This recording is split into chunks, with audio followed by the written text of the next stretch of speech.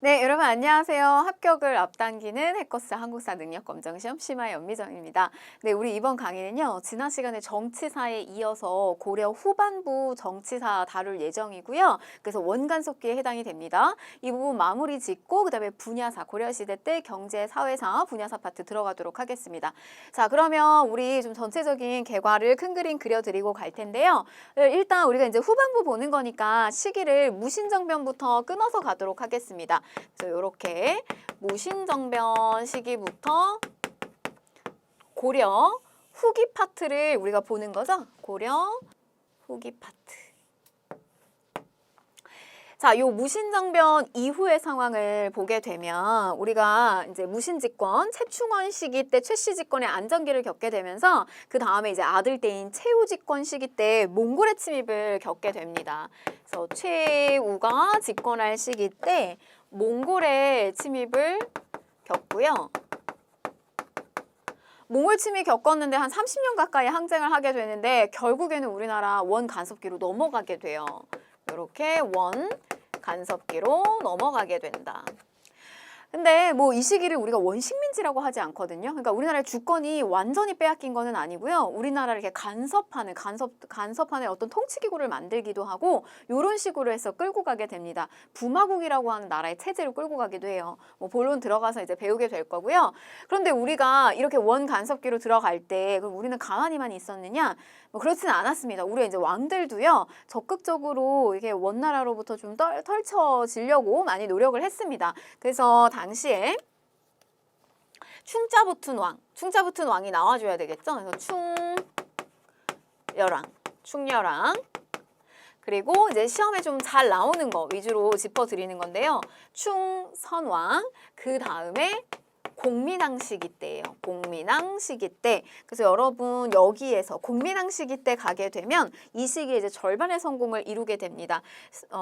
시험적으로는 여러분들 여기 충선왕, 그다음에 충렬왕도 문제가 출제가 될 수 있어요. 사실 충자부터 왕들 이거보다 더 많거든요. 여러분들한테 좀 잘 나오는 거 위주로 짚어드리는 거고 공민왕 시기 때 개혁을 절반 정도 성공할 수 있었던 이유는 뭐냐면 바로 몽골의 원나라가 지고 그다음에 한족의 이 명나라가 자리를 차지하게 되는 원명 교체기로 넘어가는 시점을 타서 개혁 정책을 좀 적극적으로 할 수 있었다는 점이에요. 자, 그 다음에 이제 후반부로 들어가게 되면 공민왕 이후에 우왕좌왕 하다가 끝난다. 우왕, 상왕, 그리고 고려의 마지막 왕이 바로 공양왕 이렇게 되겠습니다. 그러면 이제 여러분들이 요 어떤 전체적인 틀을 봤는데 지금 여기서 보시면 외침 하나만 좀 더 설명을 드리면 이렇게 이제 몽골 침입이고요. 그다음에 홍건적의 침입이 공민왕 시기 때 개혁을 중단시키기도 하죠. 홍건적의 침입. 뭐 이거 우리가 대외관계 파트에서 지난 시간에 했기 때문에 그냥 다시 한번 복습하는 겁니다. 그다음에 우왕좌왕 할 때 외구의 침입이 또 있었구나. 요 정도까지. 자, 그다음에 당시 이제 지배계층을 다시 한번 정리해 보게 되면 자, 요 시기 때 원나라, 친원 세력, 원나라에 결탁하는 이런 친원파 세력인 권문세족이 등장을 하게 되고요. 이 권문세족을 대응하기 위해서 어떤 존재들을 키워내냐면 특히 공민왕 시기 때 적극적으로 이들을 키워내게 되는데 자, 이때 신진 사대부 계층을 키워내게 됩니다. 음서를 타고 들어오는 권문세족하고는 좀 전형적으로 기질적으로 다릅니다. 과거 시험 거쳐서 많이 들어오게 되고요. 바로 이제 이런 신진사대부가 나중에 고려 말이 되게 되면은 고려 왕조를 두고 고민에 빠지죠. 그래서 갈리게 되는데 이때 고려의 잘못하고 부패한 점은 고치고 그래도 고려 왕조는 유지하고 가자라고 하는 옹건파 사대부가 있고요. 근데 아니다. 완전 고려 무너뜨리고 새 나라를 열어야 된다라고 하는 이제 혁명파 사대부가 있습니다. 바로 요렇게 이제 갈래가 형성되는 과정 속에서 고려 말에는 이렇게 왜구를 격퇴한다든지 이런 쪽에서 이제 새롭게 부상하고 인기를 얻게 되는 신흥 무인 세력들이 인기를 얻어요. 그래서 요 시기 때 이제 신흥 무인 세력, 예를 들면 이성계나 최영 같은 그래서 바로 요 신흥 무인 세력과 혁명파 사대부가 손을 맞잡게 되면서 대표적으로 이성계죠. 그리고 이 혁명파 사대부는 뭐 이름도 굉장히 막 아주 적극성이 아주 있는 정도전, 그다음에 조준 이런 사람들 혁명파 사대부하고 손을 잡아가지고 조선이라고 하는 나라를 건국하게 된다. 요렇게 흘러가게 되겠죠. 요게 이제 전체적인 골격이라고 보시면 되겠습니다. 자, 그러면 우리가 교재 가지고 넘어가면서 보도록 할게요. 자, 하겠습니다. 원나라의 내정 간섭을 받게 되는데 우리는 이제 부마국 체제, 부마국이다 이렇게도 불리었어요. 이게 뭐냐면 고려 왕이 어렸을 때부터 가서 원나라의 교육도 받고요. 그 다음에 또 성장을 하게 되면 몽골인 공주를 데리고 고려로 들어와서 왕이 됩니다. 그러니까요, 사실 적극적으로 개혁 정책을 펼치기가 굉장히 어려움이 있었어요. 공주하고 사이도 굉장히 안 좋았겠죠. 그래서 원의 공주와 결혼해서 고려가 원의 부마국이 되면서 원나라의 명령에 의해서 국왕이 자주 바뀌는 이런 일들도 있었습니다. 갈등이 굉장히 심했고요. 자, 그 다음에 이제 중앙간제를 격화시킨다라고 했는데 이성을 첨입으로, 이거는 뭐냐면 중서문화성, 상서성, 이게 이성이잖아요. 그걸 하나로 다 통폐합한 거예요. 첨이부. 그 다음에 육부인데 이부하고 예부를 통합시키고요. 그 다음에 공부는 없애버려요. 그래서 6개를 4개로다가 통폐합시킵니다. 사사로. 그래서 일부, 사사체제 이렇게 바꿔버리고요. 그 다음에 이제 중추원을 밀직사로 바꾸기도 하고요. 또 왕실의 호칭을 격화시키기도 합니다. 뭐 왕의 묘호 이런 거는 전혀 반영되지 않고 충성할 충자를 써가지고 누구한테 충성한다? 원에 충성한다. 충여랑, 충선왕 이런 표현을 썼고요. 그 다음에 폐하를 저하로, 또 태자를 세자로서 이렇게 격화되는 모습들이 보여지더라. 자, 그 다음에 원나라의 목표는요. 이제 고려는 넘어섰어요. 그래서 고려를 타고 어디로 가는 거냐면 거기 이제 바다를 건너서 일본으로 가는 겁니다. 일본 원정에 나서요. 그래서 요게 이제 말 그대로 동쪽을 정벌하기 위한 행성을 설치합니다. 그래서 충렬왕 시기 때 일본 원정을 위한 저 정동 행성을 설치해서 일본 원정에 2차례 나서는데요. 태풍을 만나가지고 다 뒤집어져요. 깨집니다. 일본에서는 아, 우리 살았다. 바로 이 태풍 때문에 신풍이라고 불렀어요. 이게 우리 2차 세계대전 때 막 이게 완전 이게 자폭기구였던 그 가미카제라고 하는 그 가미카제 특공대 이름이 붙였던 그게 신풍이에요. 그게 바로 여기서 나왔던 바람입니다. 바람. 그래서 일본은 이 바람 때문에 결국에는 이 원나라에서 일본을 정벌하려고 했었던 시도를 결국 좌절시켜요. 근데 뭐 여러분 생각해 보세요. 저거 원정 꾸려가지고 갈 때 저기 있는 군사가 다 고려 군사죠. 고려 군사와 고려의 자원 이런 걸 다 싣고 가서요. 저걸 원했던 거는 원나라였지만 우리의 백성들이 많이 희생을 당했던 겁니다. 자, 일본 원정이 끝난 다음에 이 정동 행성의 사법기구였던 이문소라고 하는 기구가 있어요. 저게 오히려 고려의 내정 간섭을 굉장히 심하게 했고요. 자, 그 다음에 다루가치. 원나라가 내정 간섭을 위해서 감찰관으로서 이 다루가치를 또 파견을 하게 됩니다. 자, 그 다음에 이제 영토 상실인데요. 다른 곳은 이렇게 간접적으로 통치를 하는데 우리나라 주권 뺏지 않고, 근데 이 부분은 영토 상실이 이루어졌어요. 저걸 이제 직접적으로 통치를 했는데 그 중에서 이제 천령 이북의 땅이었던 화주 지역에 쌍성 총관부를 설치하고요. 그 다음에 동령부 서경입니다. 평양에다가 동령부를 설치해서 저기가 영토가 상실이 되고요. 그 다음에 탐나는 제주의 옛날 명칭이에요. 그래서 탐나 총관부라고 하는 통치 기관을 설치해서 이 지역을 직접 다스리는 모습도 보여줬습니다. 저 3군데. 근데 저게 어떻게 우리한테 우리 손으로 어느 시점에서 돌아오는지를 좀 눈여겨보셔야 돼요. 자, 요거 뭐 위치 한번 보실게요. 위치 보시면 여기가 이제 쌍성총관부 오시고, 그 다음에 여기 서경 일대 동령부가 설치가 됐고요. 그 다음에 이제 요 아래쪽에 이제 탐라총관부가 설치가 됐다라고 보시면 됩니다. 뭐 지도 여러분 미리 보실 수 있겠지만 보시면은 바로 이제 요 지역이 빼앗겼다가 언제 공민왕 시기 때 여기를 다시 되찾아오게 돼요. 자, 그 다음에 뭐 여러분 이제 우리가 식민지는 아니었지만 엄청나게 많은 인적과 물적 수탈을 당했습니다. 그래서 여성들은 공녀로서 징발이 됐고요. 그래서 혼인을 하지 않은 젊은 어린 여성들이 저렇게 고려의 처녀들이 원나라에 공녀로 많이 갔어요.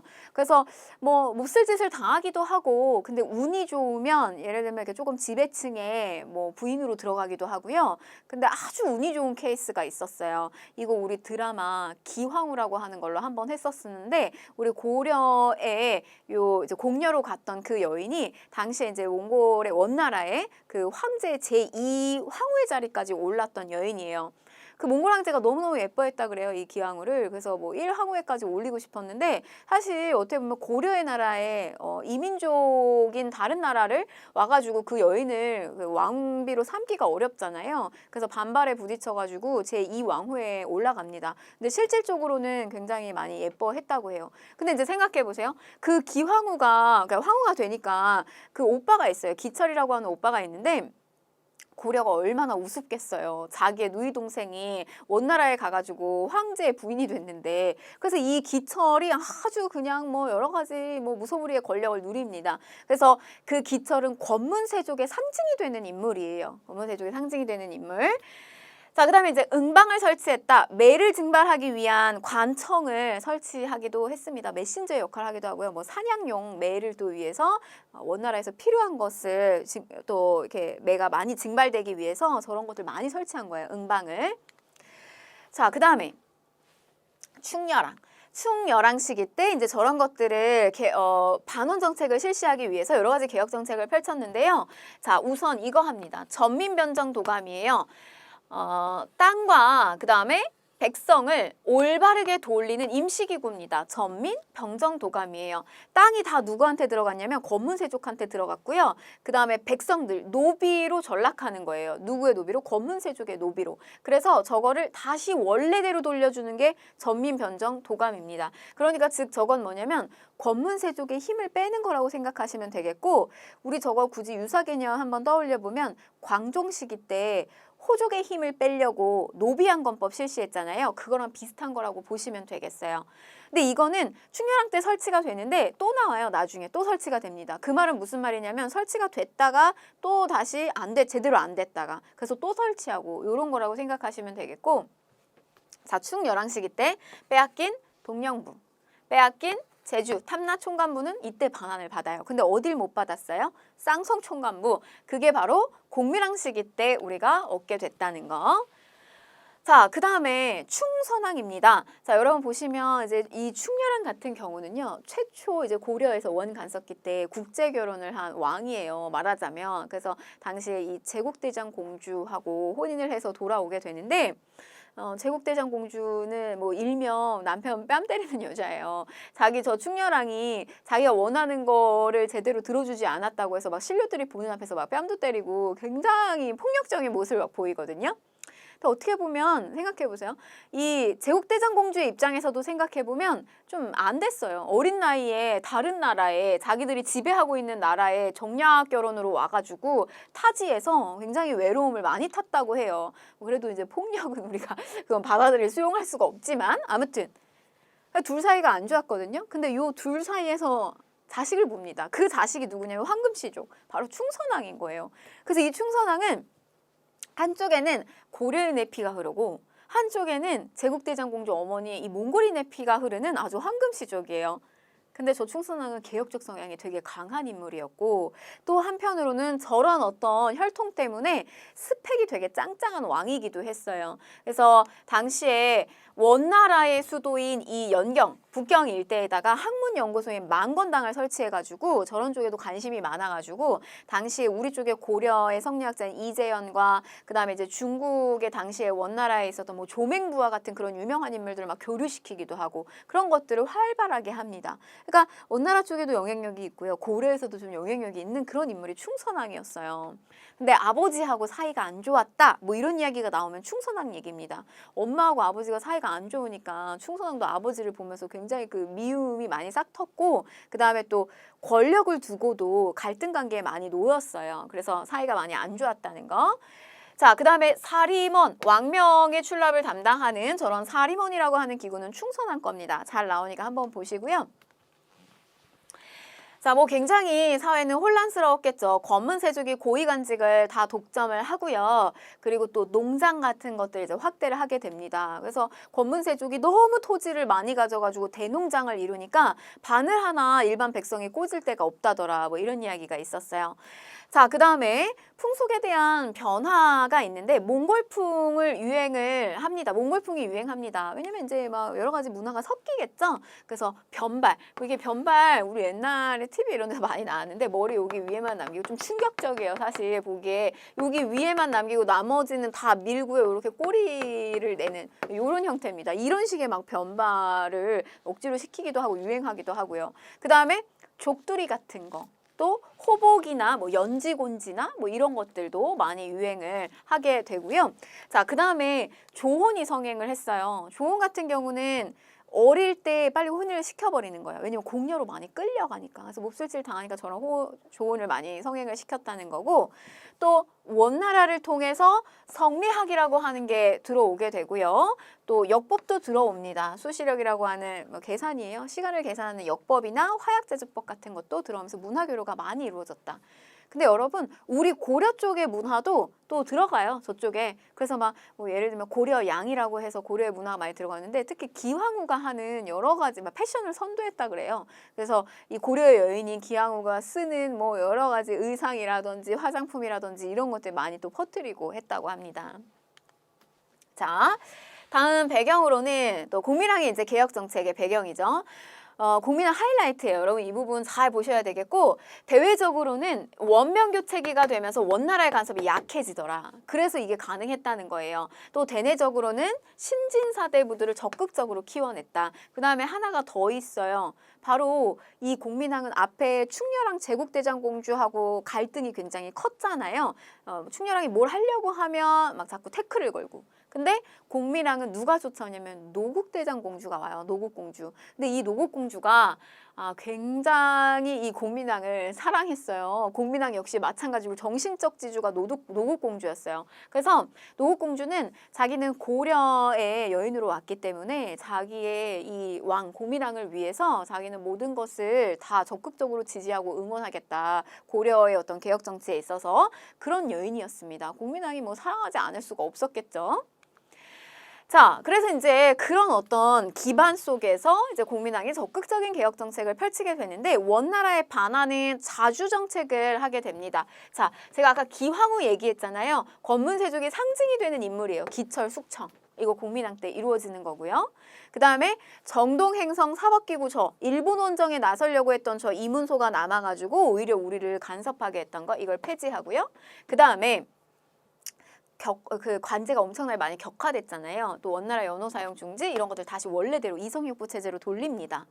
자, 그리고 쌍성 총관부를 공격해서 천령 이북의 땅을 수복하기도 했다라고 하는 거예요. 자, 그리고 이제 변발 이런 거 금지하고요. 또 오랑캐 목장 호복을 또 폐지하기도 했다는 거. 이런 전면적인 개혁을 공민왕 때 실시하게 되고요. 자, 그래서 쌍성총관부 우리 앞에서 지도 제가 살짝 보여드렸는데 이 부분을 빼앗겼다가 다시 찾아왔다라고 생각하시면 되겠어요.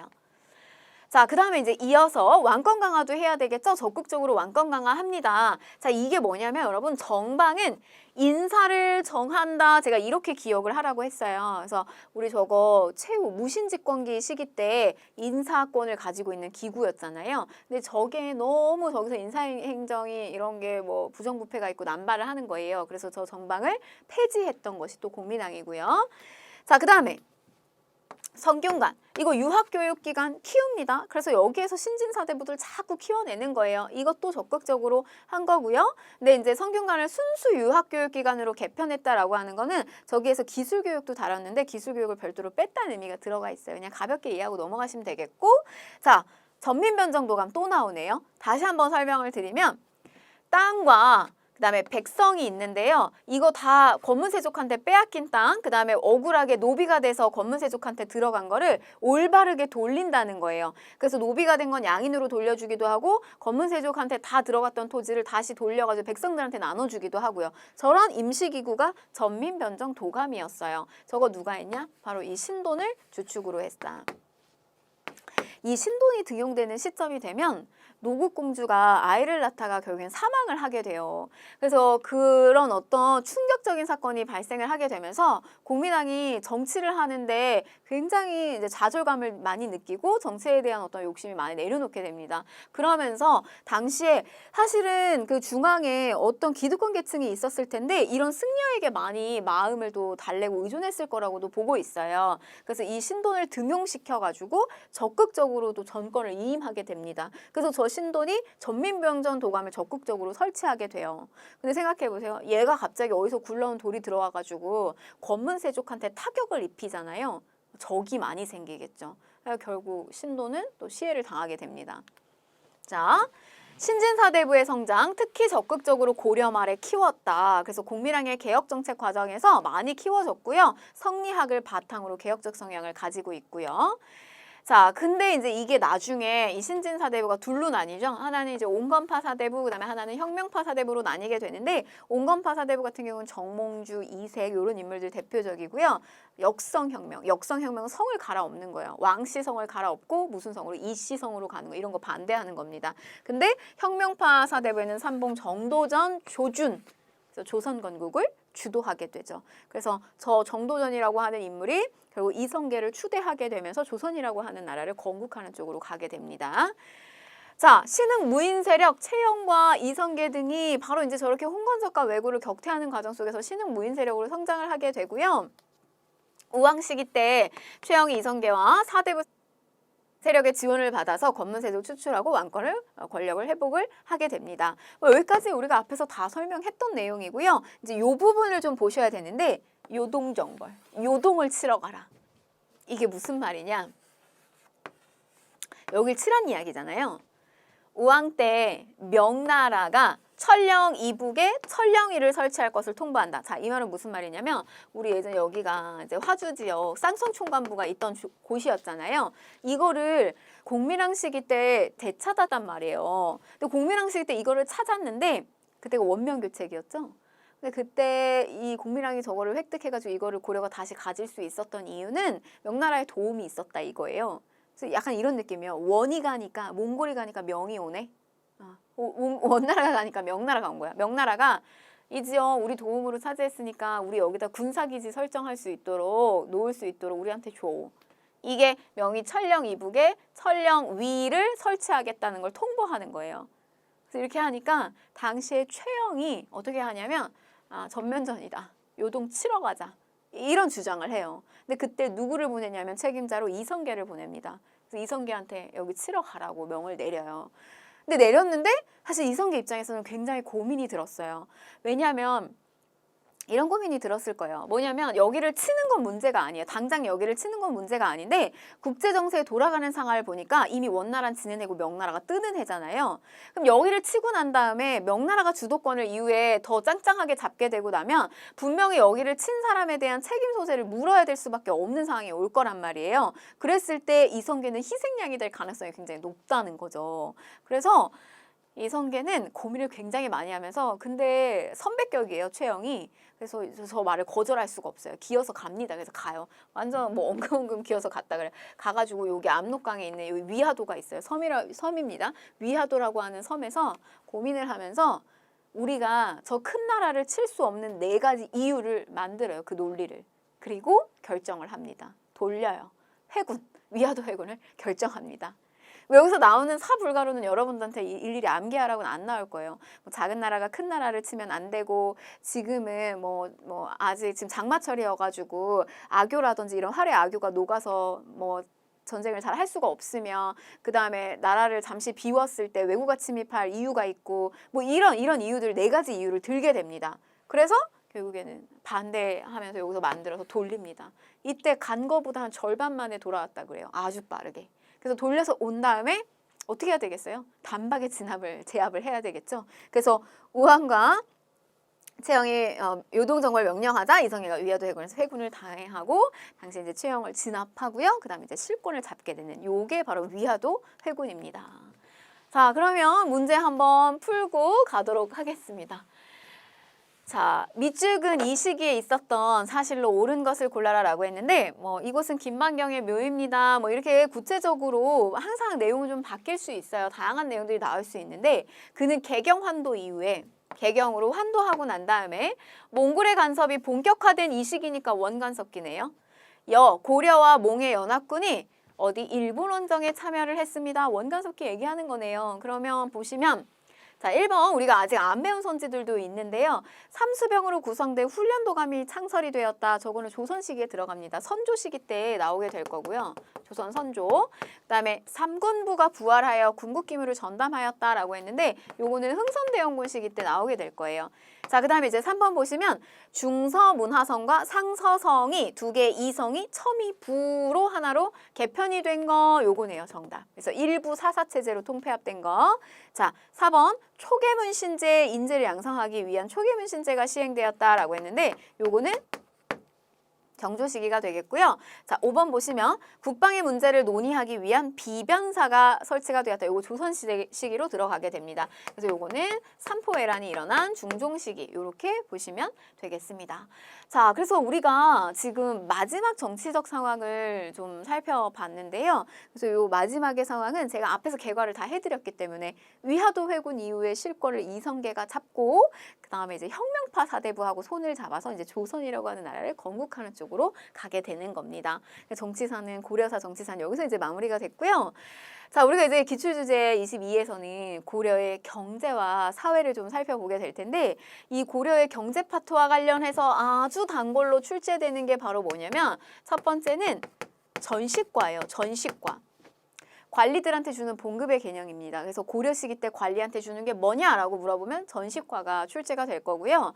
이게 여러분들 우리가 고대 파트에서는 노급이라든지 관료전 이거 비교하면서 배웠잖아요. 그런 연장선상이라고 보시면 돼요.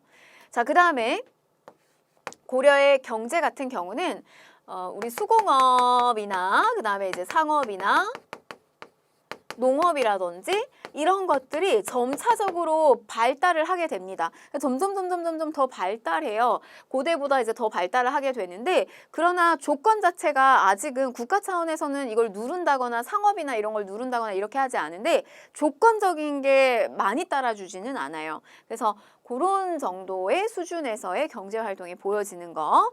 그 다음에 사회사 파트 같은 경우는 여러분 신분제도 잘 보셔야 되는데 특히 이 시기의 신분제도는 중간계층이 등장해요. 그래서 아주 귀족도 아니고 그 다음에 일반 양인도 아닌 중류층이라고 하는 계층을 좀 주목해서 여러분들 보셔야 됩니다. 중간계층. 자, 그러면 경제 한번 보실게요. 자, 전시과 보는 겁니다.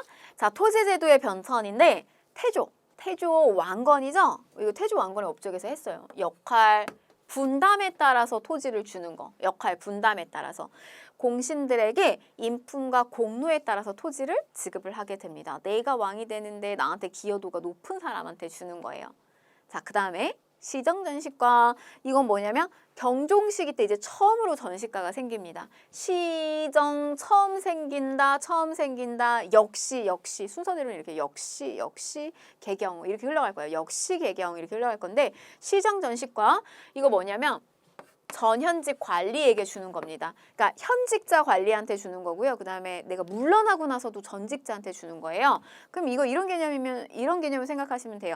만약에 여러분들이 시험을 쳐가지고 공무원이 됐어요. 그럼 내가 현직에서 일을 할 때도 받는 거고요. 내가 물러나고 나서 전직자가 돼도 받는 거예요. 연금처럼. 시정전시과예요. 경종 때.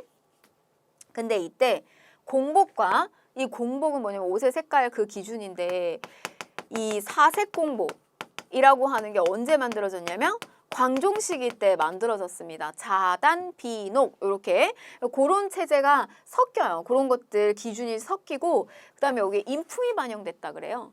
근데 저 인품은 막 성격이 뭐 더럽고 뭐 성격이 좋으면은 뭐 더 주고 뭐 안 좋으면 안 주고 뭐 이런 게 아니라 저 인품은 가문의 어떤 급 이런 거 정도라고 보시면 되겠어요. 그 가문의 급. 무슨 말이냐? 왕권이요. 이 왕권이 강화되려면 자기들이 뽑는 신료가 이 왕에게도 조금 이렇게 지지해 줄 수 있는 그런 힘을 가지고 있는 그런 신료들에게 좀 더 이런 토지를 지급했다 정도로 이해하시면 되겠습니다. 자, 그래서 인품과 공복을 기준으로 전지와 시지를 줬다. 어떤 거 준 거냐? 전식과 전지와 땅과요. 땔감, 시지를 주는 거예요. 땔감. 저게 어떤 개념이냐면 땔감을 준다는 거, 임야 이런 표현을 붙이기도 하는데 연료에 해당되는 걸 주는 거예요. 뭐 굳이 얘기하자면 우리가 현대사회로 얘기하면 우리가 월급도 돈으로 계좌로다가 싸주는데 한편으로는 뭐 예를 들면 주유권이라든지 뭐 이런 거를 주는 거라고 생각하시면 됩니다. 그래서 땅과 시지, 땔감을 준다는 거. 자, 특징. 근데 이제 뭘 주는 거냐면 완전히 갖는 땅을 주는 게 아니에요. 이 전시과를 줬다라고 할 때는 소유권이 아닌 조세를 받을 수 있는 권리인 수조권만 지급이 됐다라고 하는 겁니다. 세습이 불가능하고요. 자, 이 말은 무슨 말이냐면 세금을 걷어갈 수 있는 수조권.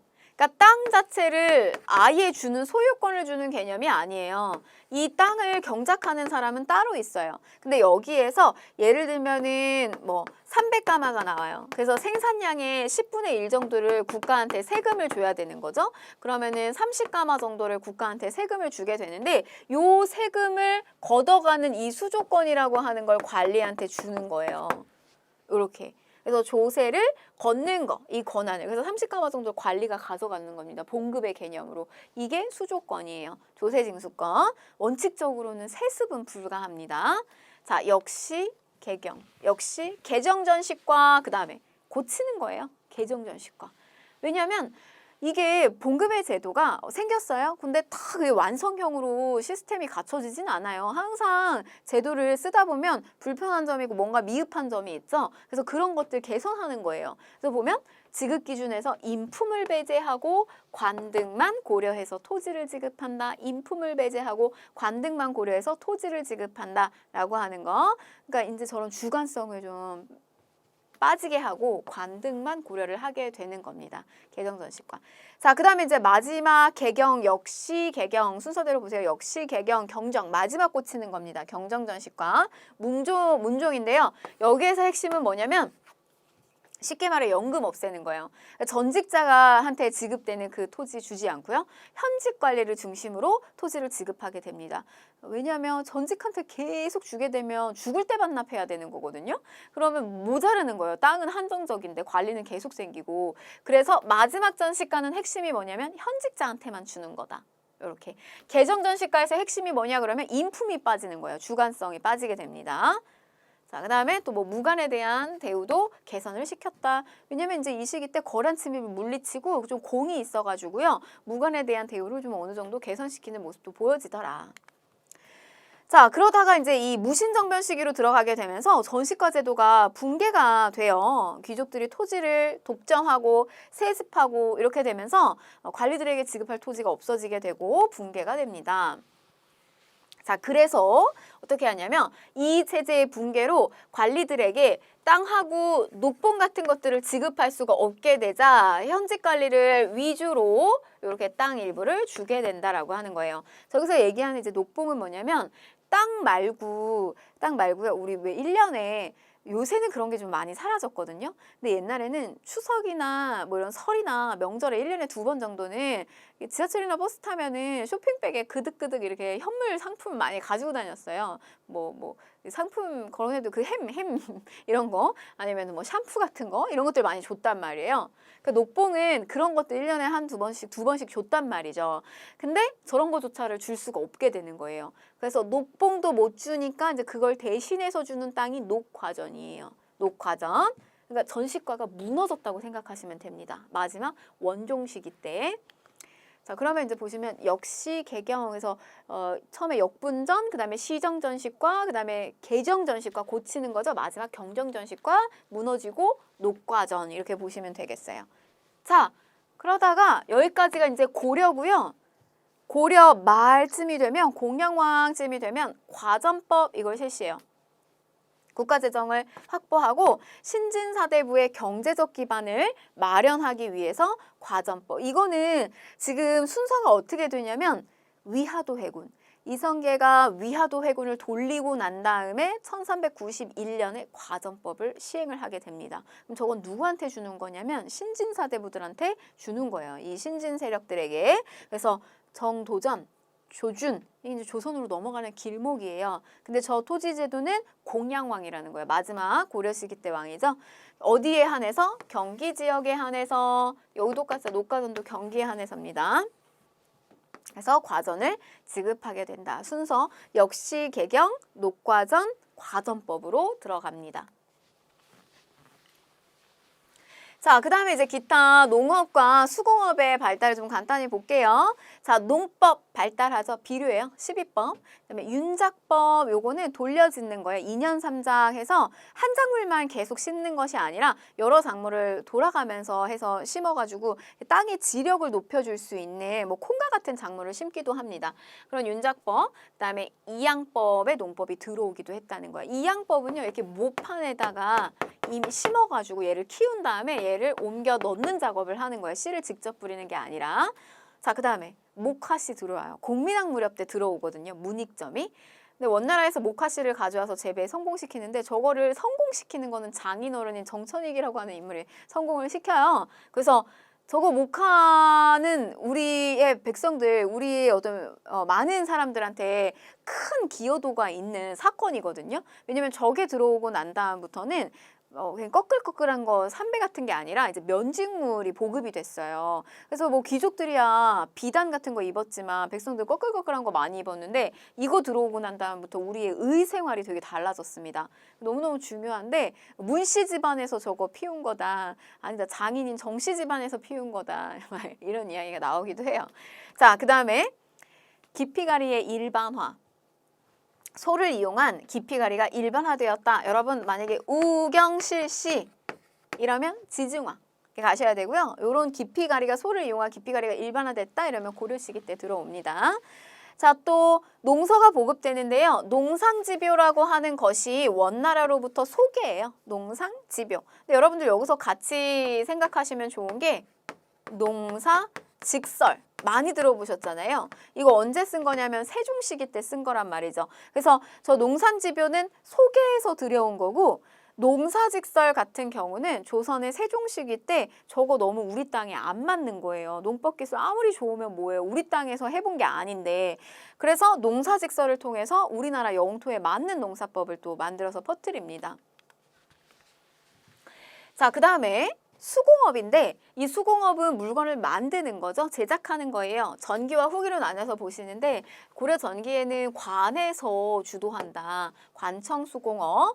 또 어디에서? 향부곡소라고 하는 이제 소에서 주민들이 관청의 곡물로 납분하는 것을 요 소수공업이 발달이 됐고요. 자, 그 다음에 고려 후기에 가게 되면요. 점차 집안에서도 물건을 만드는 모습들이 보여요. 또 심지어는 이제 승려들이 만들기도 합니다. 절에서 만들어요. 그래서 메이드 인 절. 이게 너무 인기가 많았어요. 막 승려들이 막 수행한 다음에 집중적으로 물건을 만들어내니까 얼마나 이게 섬세하고 물건을 잘 만들겠어요. 그래서 종이 같은 거, 그다음에 술 같은 거 빚는 거 너무너무 잘합니다. 근데 그러면 돈이 많이 생기겠죠. 절이 막 승려들이 뭐 외제차 끌고 다니고 막 이런 현상이 일어나는 거예요. 그래서 완전 이제 불교가 타락하는 모습이 보여집니다. 고려 말에. 자, 그 다음에 도시에서 상업, 시장 발달합니다. 개경과 서경에 시장이 많이 설치가 됐고요. 그 다음에 또 여기에서는 나라에서 운영하는 관영 상점들이 열렸어요. 또 서적점, 책 파는 곳, 뭐 약점이라든지 약국이죠. 다점, 차 파는 곳이죠. 뭐 별다방 이런 곳이죠. 이런 곳이 운영이 되기도 했고요. 그 다음에 이렇게 시장이 있으면 이 시장의 상업 활동을 관리 감독하는 경시서가 있습니다. 우리 예를 들면 요게 있었잖아요. 동시, 지증왕 때 뭐가 있냐면 이걸 관리 감독하는 동시전이 있었다라고 하는 거. 자, 그 다음에 화폐주죠. 화폐, 건원중보. 화폐는요 나오기는 하는데 고려 시기 때 나와요. 그래서 최초의 화폐다라고 하면 우리나라 최초의 화폐다라고 하면 성종 시기 때 권원중보를 떠올려 주세요. 근데 활발하게 유통이 됐다라고 하면 상평통보, 조선 후기 때 상평통보 이렇게 나올 거예요. 그래서 최초의 화폐 권원중보 잘 나오고요. 그 다음에 활발하게 유통된 거 상평통보 잘 나올 겁니다. 자, 그 다음에 숙종 시기 때 설치된 주전, 화폐를 만들어내자라고 하는 이 주전도감에서 주조된 화폐인 뭐 삼한 통보라든지 삼한의 통보, 그 다음에 해동 통보, 뭐 통하는 보배다 이런 뜻이에요. 저런 것들도 많이 화폐도 냈지만 잘 유통이 되진 않았다는 거예요. 자, 그 다음에 또 요거 숙종식이라는 거 좀 기억하셨으면 좋겠고요. 고액화폐도 나와요. 은으로 만든 은 한 근짜리를 만든 건데요. 이 뭐 우리나라 지형을 본다따 활구라고 해요. 여기 입구 자체가 이렇게 벌어져 있잖아요. 그래서 이걸 활구라고 표현을 합니다. 뭐 사진은 조금 큰데요. 실제로 조그마한 은 한 근짜리 이런 지형의 형태로 모습으로 있었어요. 이런 고액화폐도 있었다는 거. 자, 그 다음에 무역활동 활발히 했는데요. 예성강 하구의 병난도가 국제무역항으로 발전을 했고요. 아라비아 상인들하고도 교류를 활발히 했습니다. 그래서 우리나라가 코리아 고려로 알려지게 됐던 계기가 되기도 했고요. 자, 그 다음에 이제 송나라하고의 무역을 적극적으로 했죠. 우리 입장에선 받을 것이 많은 나라예요. 그래서 비단과 약재와 같은 사치품 같은 것들을 받았고요. 우리 쪽에서는 인삼, 고려 인삼 같은 것들을 수출을 했습니다.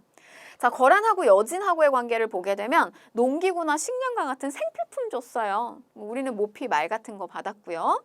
그다음에 아라비아 상인들하고 수은하고 향료 등을 또 수입하기도 했다는 거. 자, 그다음에 이제 우리가 이제 경제 파트 여기까지 살펴봤고요. 이제 사회사 좀 들어가서 보도록 하겠습니다. 항상 신분제도 먼저 보셔야 되는 거고 귀족층, 중간계층, 중류층, 양민, 성민 이렇게 내려갑니다. 자, 귀족층을 보게 되면요. 자, 기본적으로 왕족과 공신과 5품 이상이에요.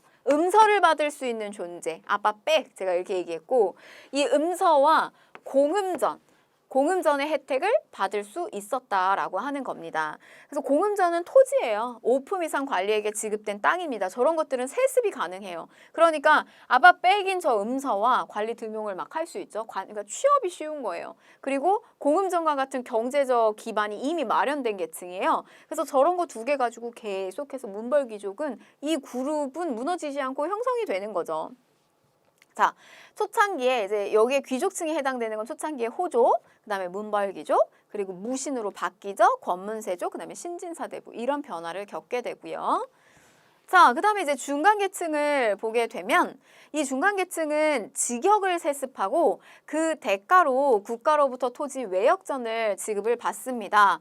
그러니까 주로 역이 세습되는 거예요. 여전히 이제 신분제 사회인 것을 볼 수가 있고요. 뭐 대표적으로 예를 들면 군인 같은 경우나 군인전을 받는 군인 같은 경우나 그다음에 외역, 바깥에서 일한다 이러잖아요. 주로 향리층이 외역전을 받는 그런 계층이라고 중간계층이라고 보시면 되겠어요.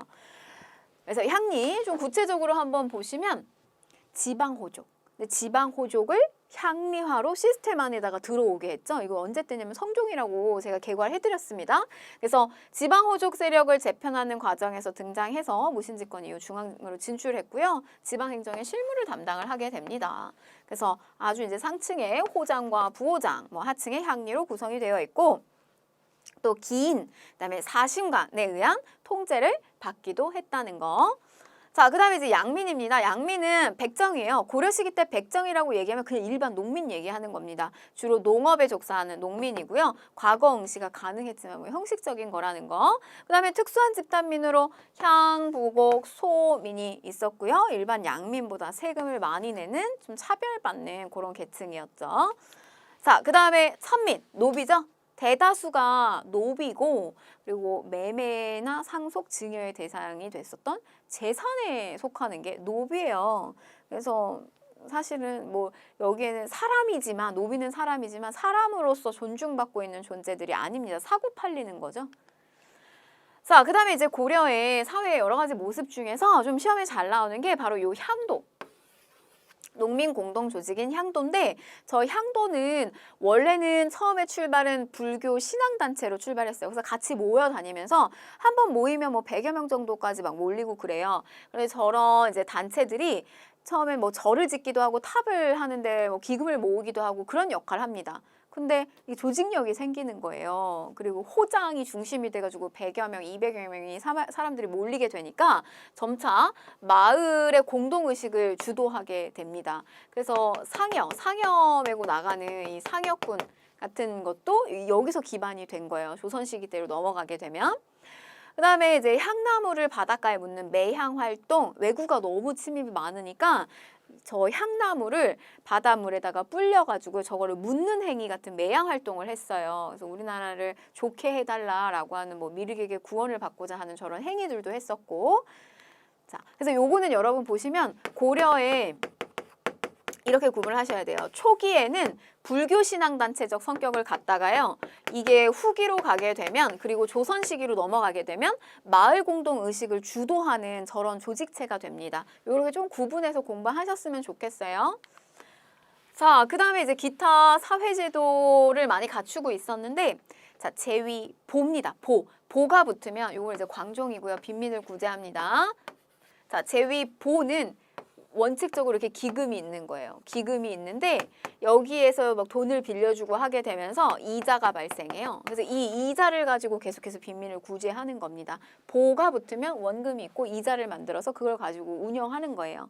자, 그 다음에 의창, 의로운 창고, 흑창에서 간 거죠. 그래서 더 넓힌 거 의창.